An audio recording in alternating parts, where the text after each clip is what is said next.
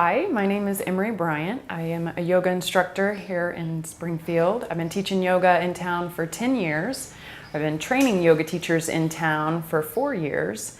And today I'd like to talk about the benefits of yoga in the office. Common misconception is that you have to have the right yoga clothes and a yoga mat and a big open space to do yoga. But the truth is you can do yoga anywhere. You can do it right here at your desk while you're at work, and most of the time nobody would even notice what you're doing. Part of my role is educating people that our bodies were not built to sit still, and reminding people that although it may not seem like it, sitting at a desk all day is a tremendous amount of wear and tear on your body, especially the low back. So there's little things you can do sitting at your desk that can both stretch and strengthen, particularly the low back muscles, to keep your body happy. At one point, your back muscles go on strike. They decide they've taken enough abuse and they're just not going to show up for work one day.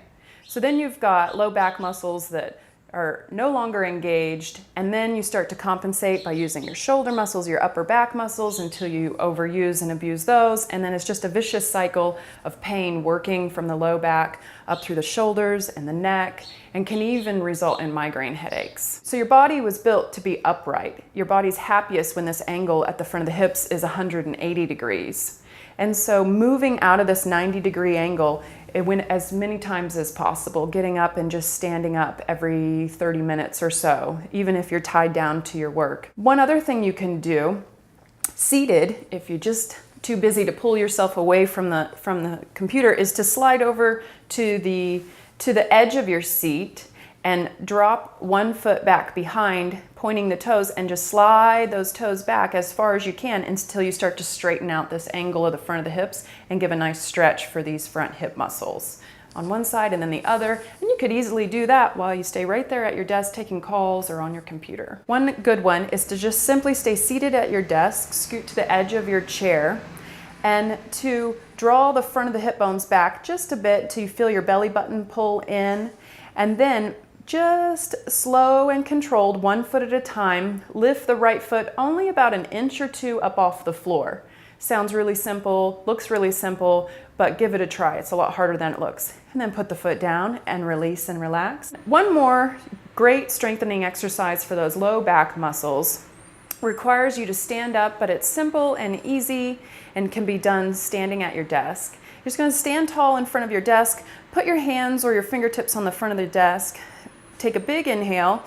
As you exhale, again, think drawing the lower belly, draw the belly button in to stabilize those core muscles, and then kick the right foot back. Keep the legs straight, and you don't have to go very far, just enough to feel the glutes and the muscles in the low back engage. Hold for a moment, exhale, put the foot down and relax. It's so simple and so easy that we just overlook it and write it off, but it really can have a tremendous effect. All it takes is a few deep breaths and a few slow and controlled movements, and your back muscles are going to be so much happier within 1 day. One day you'll go home and notice that your back isn't as stiff and tired as it usually is after a normal work day. If you're doing any of the exercises and you find that it's causing more pain, then you know this isn't the right move for you. But other than that, these movements are so simple, and if you do it slow and controlled, then it's safe for anybody.